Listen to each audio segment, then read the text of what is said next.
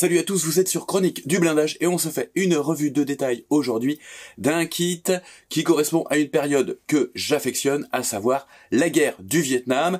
Et c'est une maquette de taille puisqu'il s'agit d'un modèle au 1/16e, le Ontos de chez Takom au 1/16e.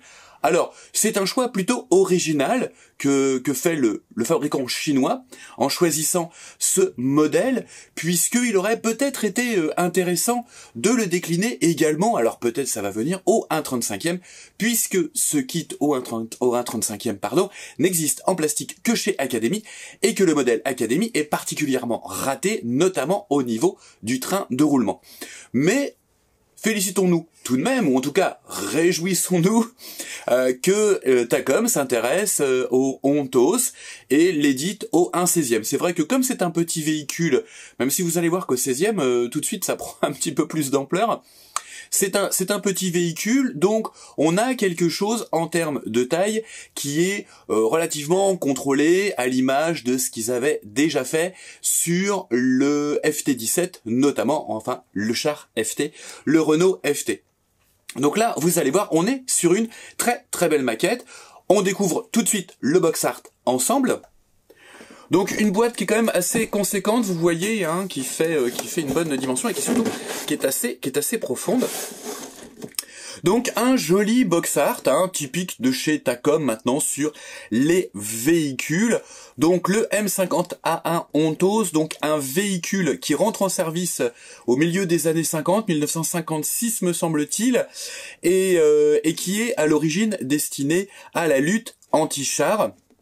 Donc un petit véhicule qui sera envoyé au Vietnam donc dès le début du conflit et qui servira principalement d'appui-feu puisque son rôle premier anti-char n'est pas nécessaire, l'armée nord-vietnamienne utilisant peu de tanks. Donc il sera utilisé principalement, je vous le disais, en appui-feu et sera apprécié dans les combats de jungle grâce à ces 6 canons sans recul qui peuvent tirer la munition Beehive dont l'ogive contient 5000 fléchettes. Donc pour combattre dans la jungle, c'est plutôt pas mal. Dans l'imagerie, on va dire l'imagerie historique des amateurs de la guerre du Vietnam, on se souvient bien entendu de son emploi lors de l'offensive du Tet, notamment à Hue par l'US Marines Corps, hein, puisque c'est un véhicule de l'USMC. Son utilisation qui sera très très appréciée dans les combats de rue dans la cité impériale de Hue, et il se murmure que l'arrivée seule des Ontos faisait reculer le Viet Cong. Il servira également toujours lors de l'offensive du Tet, mais pour la défense de la base de Khe Sanh, et il sera retiré du service aux États-Unis en 1969. Donc on va regarder tout de suite la notice de montage de ce petit Ontos, qui est pas si petit que ça, vous allez le voir, au 1/16e. Une notice de montage au format paysage, à peu près un format A4 me semble-t-il. Donc un petit historique, donc grosso modo on va vous dire ce que je viens de vous dire en introduction, puis il rajoute quelques informations, notamment voilà les différentes autres utilisations à l'export de ce Ontos, donc Ontos en grec qui veut dire chose.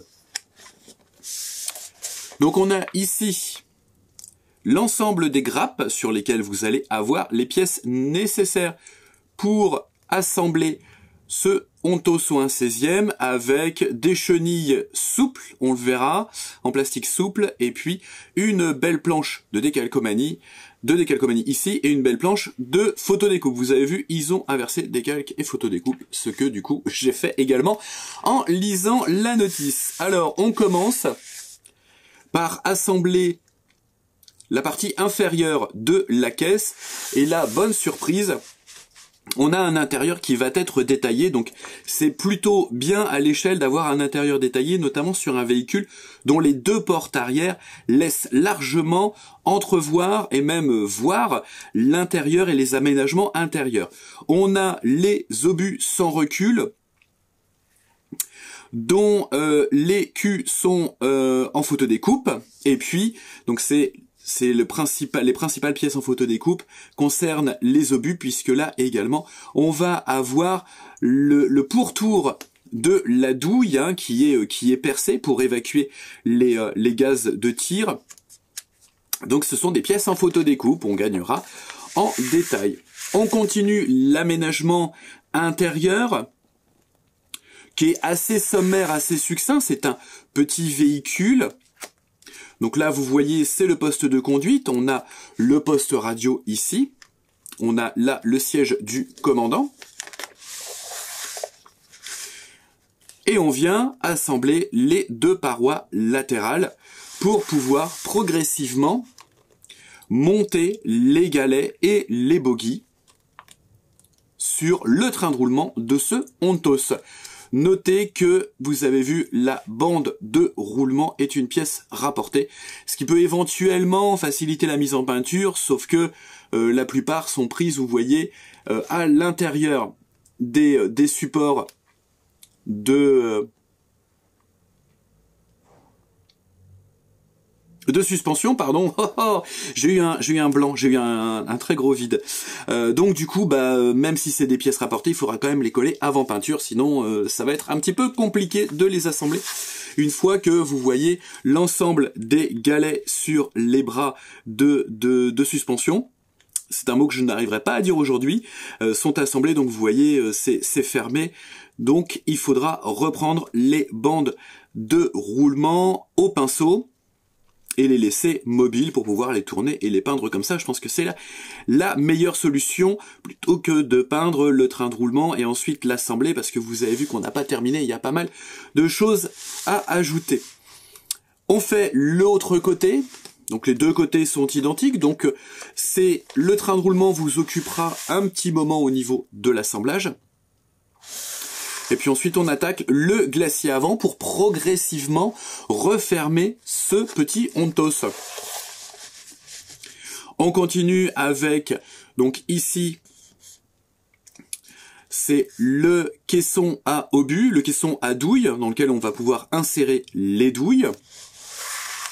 Et là, c'est l'assemblage des chenilles, donc on regardera un petit peu la matière de ces chenilles qui sont en plastique souple. On verra si c'est du vinyle. En tout cas, vous allez voir, elles sont très très belles. On continue l'assemblage avec les garde-boue qui reçoivent les chargeurs pour les 12-7, les mitrailleuses 12-7 qui sont situées au-dessus de chaque canon sans recul. Et puis les caisses de 7,62 pour la mitrailleuse calibre 30 qui se situe au-dessus de l'ouverture du chef de char. Là, on attaque le toit de la caisse avec, je vous le disais tout à l'heure, ces deux trappes qu'on laissera bien entendu ouvertes pour bien profiter des aménagements intérieurs. On a la grille moteur ici qui aurait pu également en fait être ouverte, mais on a un intérieur, un compartiment de combat qui est détaillé, mais on n'a pas de moteur. Donc du coup, il faudra fermer cette trappe moteur. On continue ici avec l'intérieur, la partie intérieure de la partie supérieure de la caisse. Je vais y arriver. Notez là le détail, on regardera, mais le détail des épiscopes me semble sympa. En tout cas, sur l'illustration de la notice de montage. On continue avec l'assemblage du pot d'échappement, dont les grilles sont proposées en photodécoupe, à compléter avec des montants en plastique. Donc à mettre en forme autour d'un cylindre. Et là on ajoute les différents petits détails à l'arrière, comme les phares, les supports d'antenne. Ici, c'est l'assemblage des chaises de route. J'allais dire la chaise de route, mais les chaises de route. Puisqu'en fait, on en a deux pour maintenir le canon 206 inférieur, puisque on a 3 canons 206 sans recul de chaque côté. Et puis là, on a le trépied pour la calibre 30 si on veut l'utiliser en dehors du véhicule, et le jerrycan. Là, on peut refermer, bien entendu, on n'oubliera pas, avant de refermer définitivement, de mettre en peinture et de vieillir l'intérieur de ce Ontos. On attaque ensuite la tourelle, qui va supporter les 6 canons sans recul. Donc elle est plutôt très bien détaillée, notamment au niveau de son aménagement intérieur avec les organes de visée et les organes électriques permettant l'orientation de la tourelle.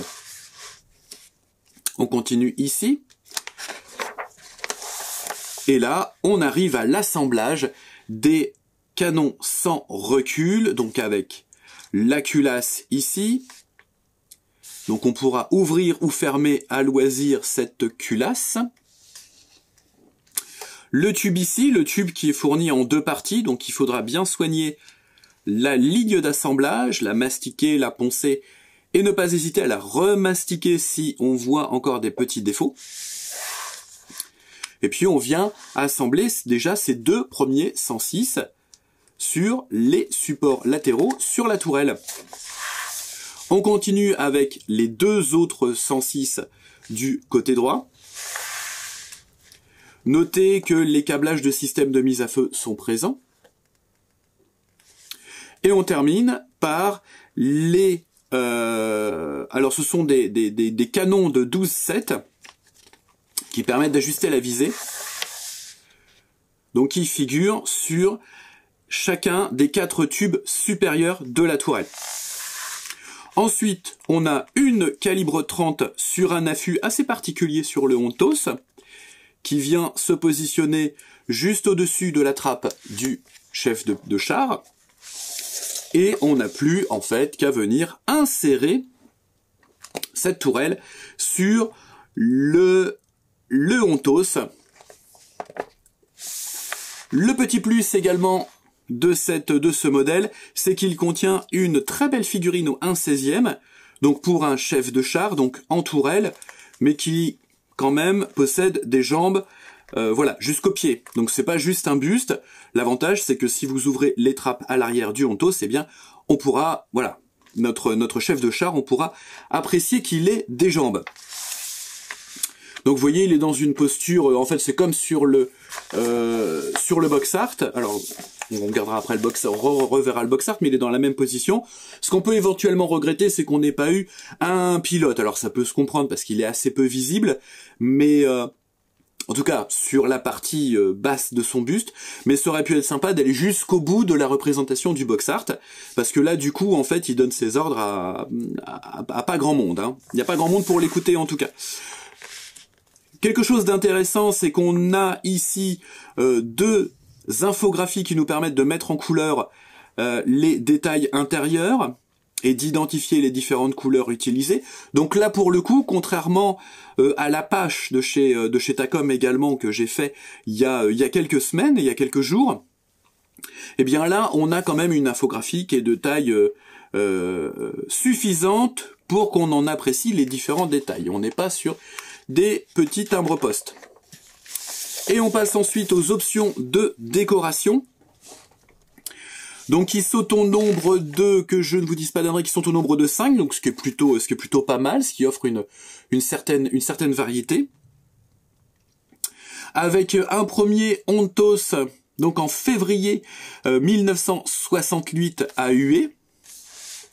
On en a un deuxième en février 1967 pendant l'opération Deckhouse 6, donc au Sud-Vietnam. Une troisième au Sud-Vietnam en janvier 1966 à Chu Lai.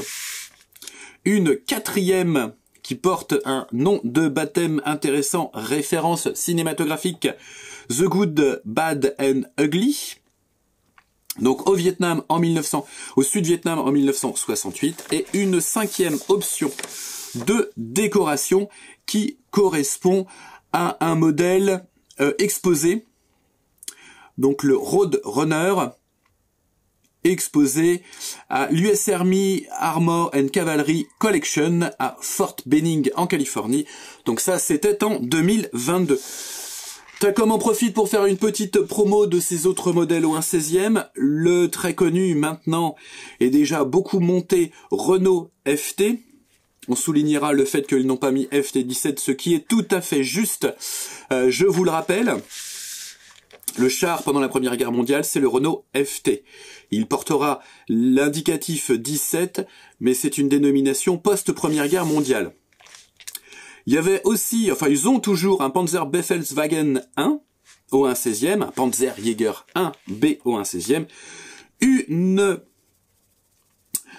Jeep au 1/16e également, donc Panzerjäger 1B et Jeep, on les a déjà traités sur les chroniques du blindage, donc recherchez dans les vidéos, vous pourrez les trouver, et le Wiesel également au 1/16e. On regarde tout de suite les pièces qui constituent ce kit.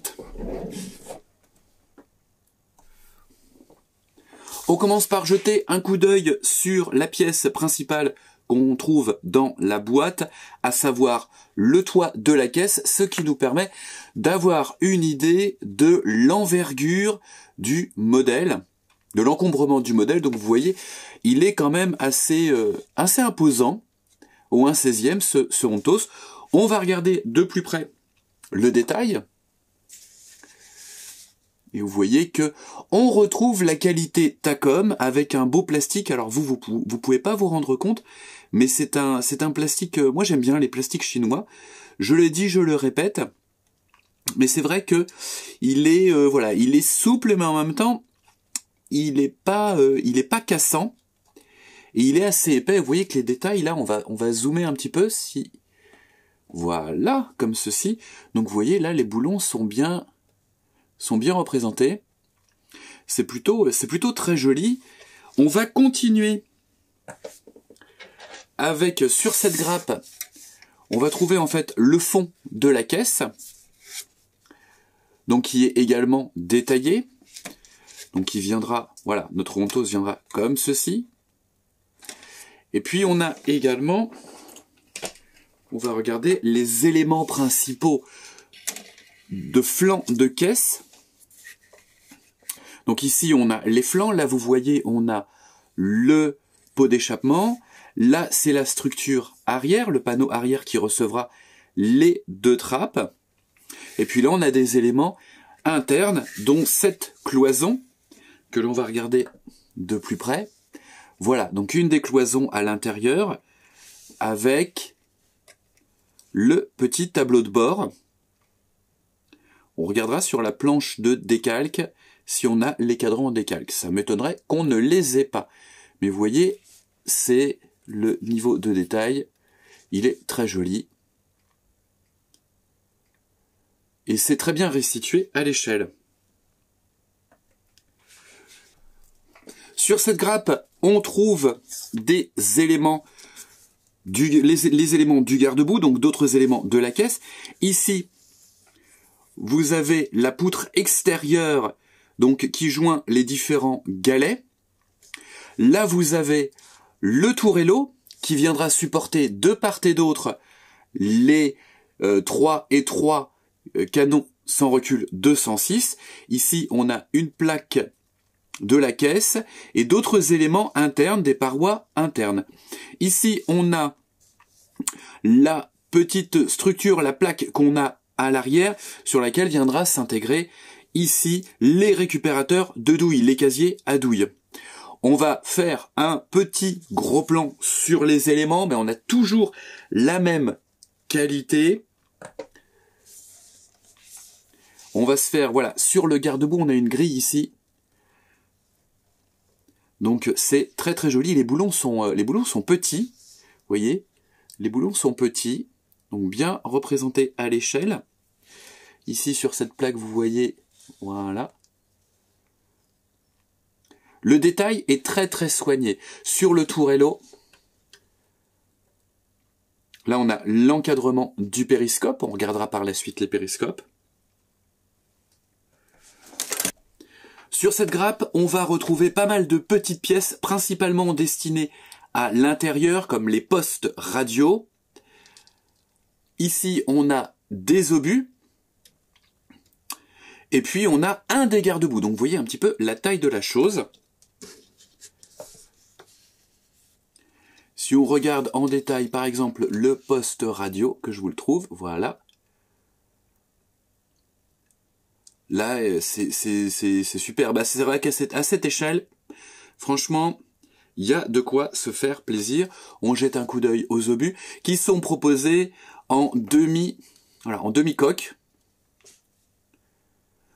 Donc il faudra s'appliquer, encore une fois, au masticage de la ligne d'assemblage. Sachant que sur toute cette partie de douille, on va avoir une pièce en photodécoupe, la pièce perforée. Ici, on a l'extincteur. Donc on a pas mal de jolies choses. Toujours au niveau des détails, on a une deuxième grappe où on va retrouver... Alors ça, ce sont des éléments du train de roulement. Ici, les vérins.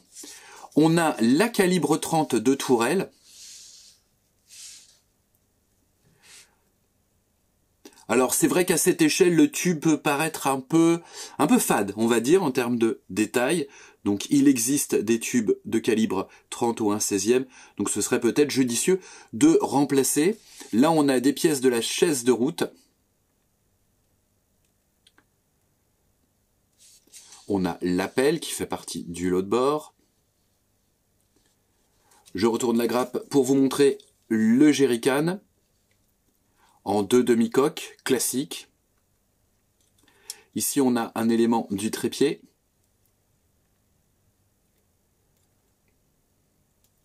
Un deuxième garde-boue. Alors, ça, il faudra poncer. Il y a un petit, voilà, une petite excroissance de plastique, en fait. C'est une excroissance. C'est pas un trou, en fait, c'est une excroissance. Et puis, on a les marques de fonderie, qui vont bien.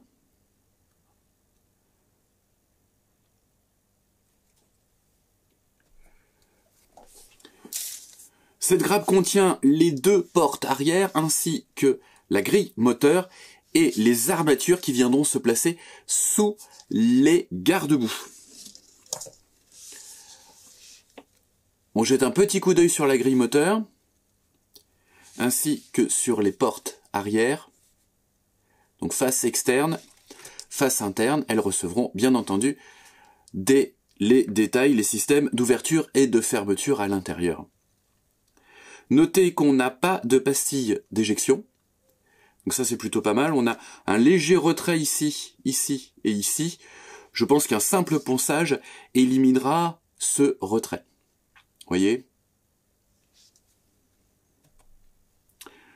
Sur cette grappe, on va trouver l'armature qui supporte la calibre 30, l'antenne ici, diverses petites pièces qui viendront aussi bien à l'intérieur qu'à l'extérieur du Ontos.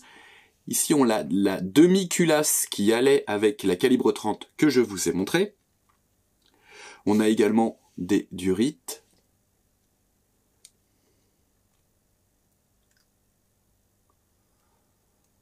La pioche, pas mal de petits détails hein, sur cette grappe. Les poignées des trappes.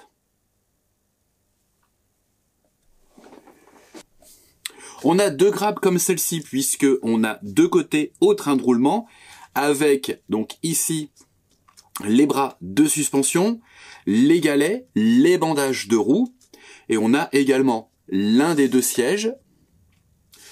Et puis les obus. Ici, ce sont des obus Beehive. On regarde de plus près les galets. Ici, on va avoir les bandages de roue.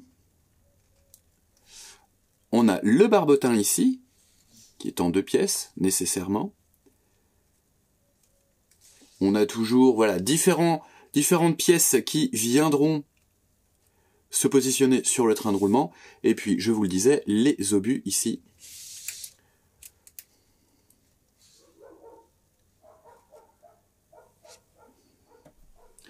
Trois grappes comme celle-ci, puisque chacune de ces grappes comporte ce qu'il faut, 2 pièces pour assembler 2 canons 206 mm sans recul. Et ici, on a des douilles.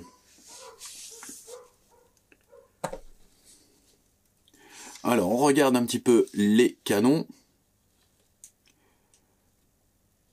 Donc ici, c'est le tube le tube du canon. Là, on va avoir les deux culasses.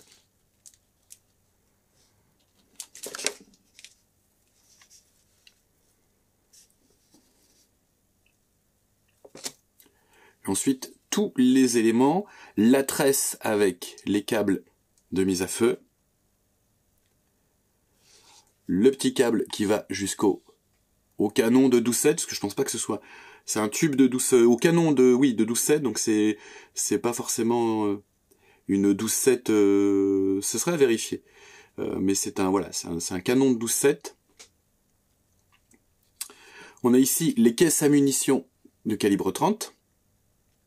Et là, les petits chargeurs de calibre 50. Qui a un très joli niveau de détail. Hein. À cette échelle-là, c'est forcément beaucoup mieux détaillé.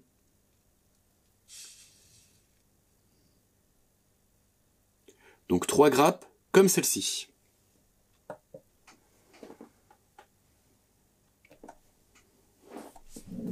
Sur ces 2 grappes, vous allez avoir les spotting rifles. Tout à l'heure, j'ai parlé de tubes de 50, de mitrailleuses de 50. Bon, j'étais très imprécis, limite, je vous ai dit du caca. Donc, j'ai pris un petit peu le temps de regarder plus précisément, histoire de pas vous donner de fausses informations et d'être le plus précis possible. Donc, en fait, il s'agit, donc, on peut traduire forcément rifle par fusil, donc des fusils M8 2C de calibre 50 qui sont destinés à tirer une cartouche. Donc ils sont exactement alignés comme le canon, ils tirent une cartouche et à l'impact, la balle tirée fait un petit nuage de fumée, ce qui permet de bien voir où le tir de l'obus sans recul va arriver. C'est voilà un spotting rifle. Donc on regarde ça plus précisément, on en a 6, non on en a 4 pardon, puisqu'il y en a que sur les 106 mm du dessus. Les 2 qui sont positionnés en dessous n'en ont pas. On regarde ça de plus près. Donc avec la culasse ici, en fait, le corps du fusil qui va se trouver ici, voilà. Donc c'est là que va s'insérer le chargeur, avec les balles de 12,7 mm. Et puis ici, on a le tube. Et puis vous avez vu, c'est particulièrement bien détaillé. On a pas mal de choses, les supports ici, qui viennent se positionner sur le tube du 106 mm. On a également d'autres pièces, hein, les bouchons de réservoir de fluide ici pour la caisse. Et puis différents points d'accroche qui viendront sur la caisse. Donc on a 2 grappes comme celle-ci pour faire les 2 fusils, les 2 spotting rifles. Bon là vous vous dites c'est bien, on est remonté sur la tourelle, on a vu les tubes, on a vu les spotting rifles, on a vu le train de roulement, mais il nous a toujours pas présenté les chenilles, qu'est-ce qu'il fout? Eh ben ça arrive, les voici ces chenilles, donc je pense que c'est du vinyle gris, donc chaque chenille est en 2 portions, souples, hein, comme vous pouvez le voir, et puis elles vont être collées, ah j'ai pas pris le bon côté, voilà. Elles vont donc se coller comme ceci. Donc on va regarder ça de plus près bien entendu. Donc vous voyez qu'on a 3 petits pitots de chaque côté. On a ici des points d'insertion. Donc elles vont venir comme ça. Donc il va falloir les coller. Alors petite astuce, moi les rares fois où j'ai eu à faire des chenilles en vinyle, j'utilise le produit de chez Deluxe Materials qui est le Tricky Stick je crois. C'est voilà, Tricky Stick. J'ai trouvé le bidon. Donc chez Deluxe Materials, donc ça permet à la cyanoacrylate de prendre sur des surfaces dites difficiles comme les plastiques brillants, les mousses polyuréthane, polypropylène, excusez-moi, EPP, EPO, silicone, nylon. Donc il y a un pinceau dedans. Donc vous appliquez ça au pinceau sur les 2 parties à en coller. Vous laissez sécher et ensuite vous mettez votre cyano. Et ça va permettre un très très bon collage. On va regarder de plus près ces chenilles.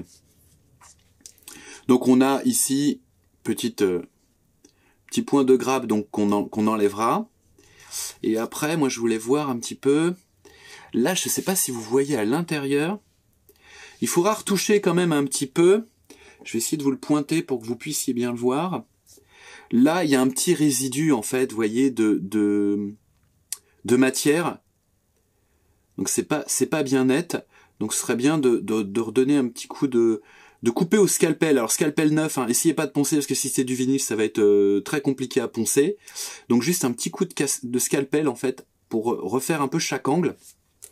Mais sinon, c'est plutôt pas mal. Des bonnes chenilles type engin de chantier, en fait. Hein. Donc attention au collage. Attention aussi à la jonction au niveau du collage. Il faudra certainement soit bien appuyé au moment du collage, mais vous aurez quand même une petite ligne d'assemblage à combler. C'est pas toujours évident sur du vinyle. Donc le mieux, ce serait de mettre un petit excédent de cyano pour que la cyano fasse un petit bourrelet à l'extérieur et puis que vous puissiez poncer. Et ensuite vous arrangez, parce que ça va durcir en fait. Hein, la cyano va durcir cette zone. Donc après vous arrangez pour que les zones de jonction des deux demi-sections se retrouvent sur des zones où la chenille est plate, hein, c'est-à-dire pas au niveau du galet de retour et pas au niveau du barbotin. On a bien entendu une grappe de plastique translucide pour tout ce qui est épiscope. On a également les globes des phares. Et puis on a les verres d'une paire de lunettes d'un masque anti-poussière. Et pourquoi on a ça? Eh bien tout simplement parce que la maquette comporte une figurine au 1/16e qu'on va regarder de suite. Alors je le fais rarement, mais là, j'ouvre devant vous le sachet. C'est bien, ce sont des sachets refermables qui sont très très fins, donc ils ont tendance à se casser. Mais ça, on s'en fiche un petit peu. Donc une figurine, je vous l'avais dit, figurine sur pied qui va à la place du commandant. Donc on regarde ce qui va avant de regarder ce qui ne va pas. Alors ce qui va, c'est la gravure des textiles. Notamment au niveau du pare-éclat modèle 55, donc typique de l'USMC. Donc devant et derrière. Au niveau du pantalon, on est plutôt pas mal. On est sur un modèle Early, donc sans poche latérale.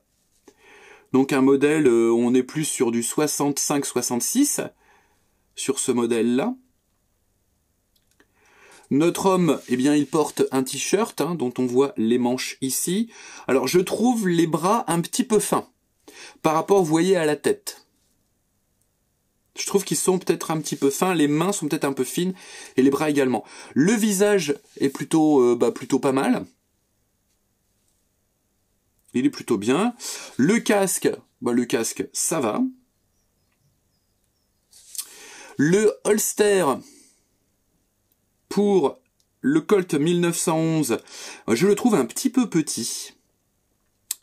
Je trouve un petit peu écrasé. Et là, on a la crosse du Colt. Et là, vraiment, la crosse, je la trouve vraiment petite. C'est-à-dire que, en fait, ça ferait une crosse qui fait même pas, en hauteur, la moitié du visage. Donc, vous regardez par rapport à vous, je trouve que c'est un petit peu... Et alors, en épaisseur, on n'a pas l'épaisseur, pour moi, on n'a pas l'épaisseur requise. Par contre, ici, on a le boîtier de communication qui est plutôt très très bien. Donc, le cadre des lunettes du masque anti-poussière. Ici, on a les Jungle Boots qui sont qui sont ratés. Hein.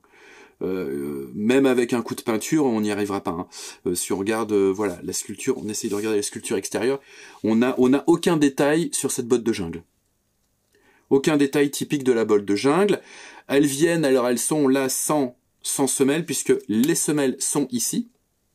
Et vous avez vu, on n'a pas le dessin typique des Jungle Boots. Alors, ne boudons pas notre plaisir, on a quand même une figurine, mais c'est pas tout à fait ça sur certains détails. Et de plus en plus, je trouve, sur les figurines, on se retrouve avec des holsters et des pistolets automatiques qui sont quand même assez plats, qui manquent un peu d'épaisseur. Le casque, lui, rien à dire. Alors bon, il est en deux demi-coques, donc c'est difficile quand même de se faire une idée tant qu'il n'est pas assemblé, mais sa forme me semble assez juste.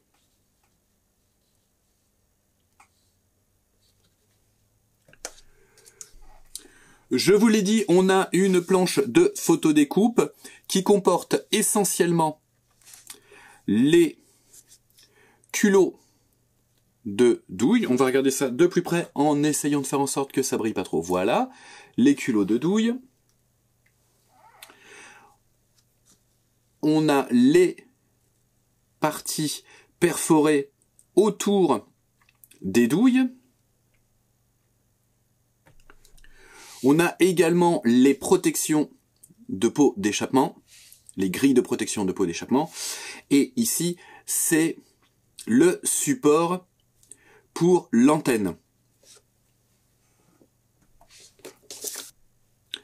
On trouve également 8 polycaps qui viennent s'insérer à l'intérieur des galets pour pouvoir faire en sorte qu'il continue à tourner. Donc comme ça, vous pourrez aller jouer dans la terre avec votre Ontos. On termine avec la planche de décalcomanie qui brille énormément. On va essayer de régler ce petit problème. Voilà. Donc la planche de décalque qui comporte les 5 options de décoration. Donc toutes de l'USMC, sachant que la dernière est un exemplaire conservé au musée. On a, donc là on peut le vérifier, on a bien les cadrans pour le tableau de bord. Alors on a également les différentes plaques. Par contre je vois qu'il n'y a pas les marquages pour les caisses à munitions de calibre 30. Voilà, c'est la petite chose qui manque. Mais et le nom de baptême, donc voilà. Alors vous voyez que moi j'ai un défaut sur la mienne, sur le nom de baptême, regardez.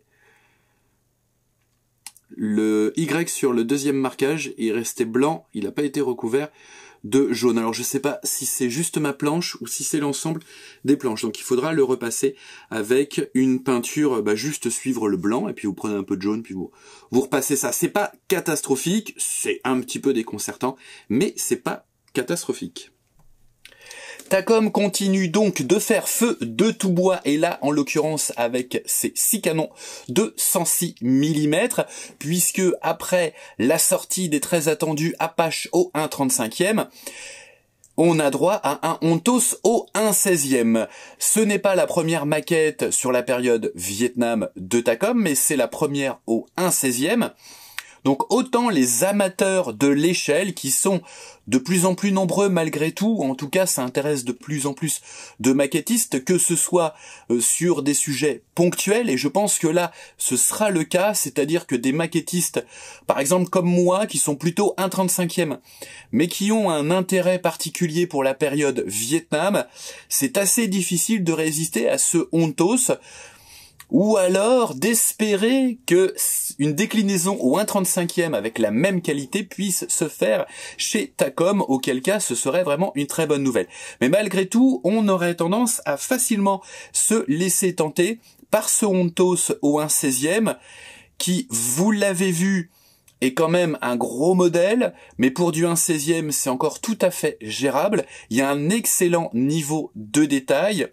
Il n'y a pas grand chose à dire de négatif sur ce kit, à part, vous l'avez vu dans cette vidéo, quelques petites remarques. Je pense notamment à la figurine qui aurait mérité de profiter d'un meilleur niveau de détail, et sur certaines parties en tout cas, je pense aux bottes de jungle et au holster et au Colt 1911.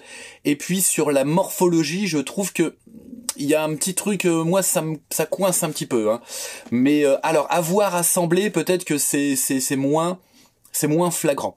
Et puis on aurait bien aimé en fait avoir également un conducteur pour ce Ontos. Mais sinon c'est une très très belle maquette. Ce Ontos au 1/16e vous sera proposé autour de, je pense à peu près 90 €, bon, un peu moins de 90 €. Sachez qu'il est en précommande chez notre partenaire avec un prix spécial de 79,50 €, ce qui est un très bon deal. Donc n'hésitez pas à vous faire plaisir avec ce très beau Ontos au 1/16e qui complétera votre collection.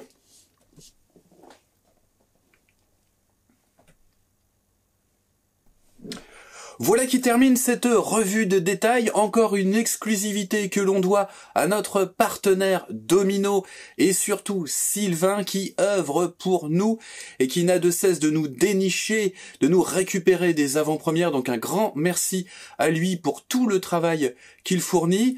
Et pour vous, c'est la possibilité de découvrir un kit avant sa commercialisation pour vous faire déjà une idée et éventuellement l'ajouter sur votre liste d'achat et ainsi prévoir un petit peu mieux votre budget échelonné sur l'année en fonction de vos envies. Voilà, je vous remercie d'avoir regardé cette vidéo. Je vous dis à très vite sur Chronique du Blindage pour des revues de détail, des tutos, la fin du V100 arrive.